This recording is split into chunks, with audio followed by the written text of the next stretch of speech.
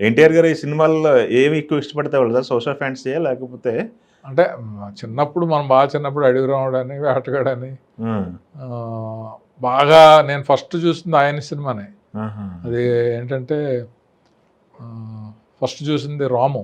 రాము okay okay దాంట్లో పిల్లాడు ఉండి మాట రాదు అదే కదా? మంటలై వచ్చేస్తూ ఉంటాయి. ఉమ్, ఉమ్, ఉమ్, ఉమ్. ఆ, ఓకే నాకు తెలిసి మీకు ఒక 250 క్యారెక్టర్లు చేశారు బట్ డ్రీమ్ రోల్ ఇలాంటి క్యారెక్టర్ అరే మనం చేయలేకపోయామే అట్లాంటివి ఏమైనా ఉందా వెళుతుందా ఎందుకు లేదంటే నేను యాక్టర్ అవుదామని అనుకుని రాలేదు కదా. ఆ, ఇట్స్ ఎ గాడ్ డిజైన్ అని చెప్పాను నేను. అవును నాకు ఏమొచ్చినా అట్లని రిసీవ్ చేసుకుని అట్లా న్యాయం చేసి వెళ్ళిపోవటమే కానీ అవును దీంట్లో నేను రావణాసురుడు వేయాలి లేకపోతే రాముడు వేయాలి అని ఏం లేదు.